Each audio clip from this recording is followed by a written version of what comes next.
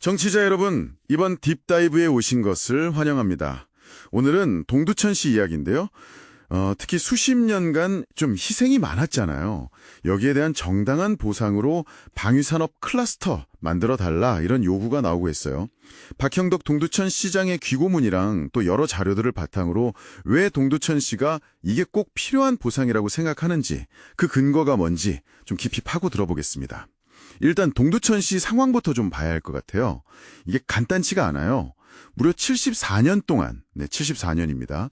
국가 안보 때문에 시 전체 면적의 42%를 미군 공여지가 내줬어요. 네, 거의 절반 가까이를요. 심지어 지금도 전국에 반은 안 된 미군 공여지 있잖아요. 그거의 70%가 아직 동두천에 남아있다는 거예요. 맞아요.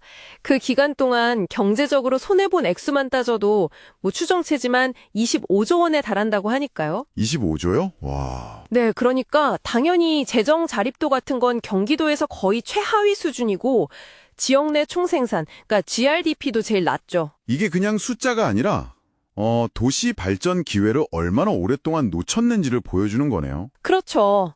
다른 도시들 발전할 때 동두천은 안보 때문에 발이 묶여 있었던 셈이니까요. 그래서 동두천 씨가 내놓은 해법이 국가주도 방위산업 클러스터 조성인 거군요. 단순히 돈으로 보상해주세요 이게 아니라. 네, 맞아요. 그게 핵심이에요. 금전 보상을 넘어서 동두천이 가진 그 지정학적 위치 있잖아요. 수도권에서도 가깝고 주변에 군부대도 많고 이런 장점을 살려서 미래 먹거리를 만들겠다. 이런 전략인 거죠. 아, 그러니까 이게 그냥 나오는 아이디어는 아니군요. 그럼요. 이미 다른 지역에서 성공한 모델을 참고한 겁니다. 그 창원이나 대전, 구미 같은 곳에 방산 혁신 클러스터가 운영 중이잖아요.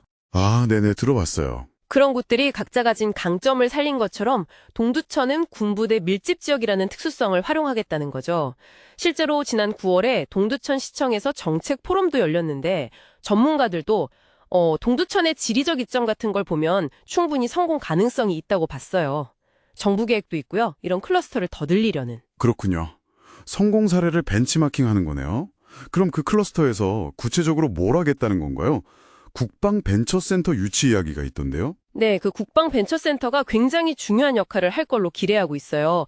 아시다시피 국방 분야가 기술력이 있어도 중소기업이나 벤처기업이 뛰어들기엔 좀 문턱이 높잖아요. 그렇죠. 진입장벽이 있죠. 이 센터가 바로 그 역할을 해주는 거예요.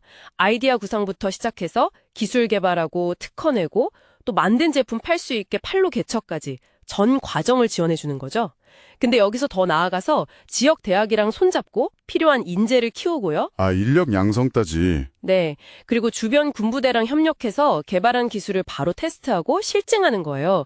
이걸 이제 산학연군 협력 생태계라고 부르는데 기술 개발부터 실제 사용까지 쭉 이어지는 그런 선순환 구조를 만들겠다는 큰 그림입니다. 와, 그러니까 단순히 공장 몇 개 짓는 게 아니라 기술 개발, 인력 양성, 실증까지 다 한 곳에서 이루어지는 뭐랄까 자생적인 시스템을 만들겠다는 거네요. 정확합니다. 이게 제대로만 돌아가면 일자리도 꽤 많이 생기겠는데요? 네, 목표치로는 연간 900개 이상 신규 일자리를 보고 있어요.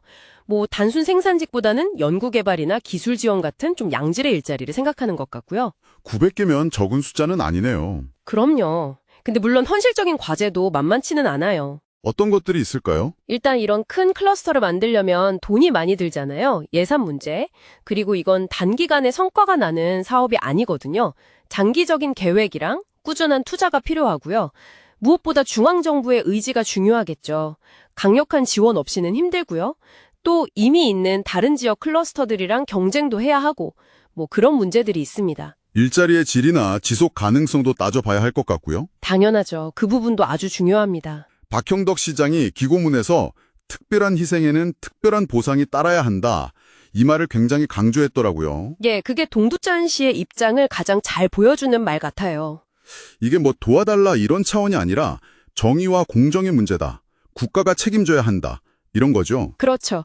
과거의 희생에 대한 보상을 넘어서 동두천이 가진 그 안보 최전선이라는 가치를 오히려 미래 성장 동력으로 바꾸겠다는 구체적인 계획을 내놓은 거니까요. 국가 안보에 기여했으니 이제는 자주국방을 이끄는 전략 거점이 되겠다. 이런 포부로 들리네요. 맞습니다. 상당히 의미 있는 시도라고 봅니다.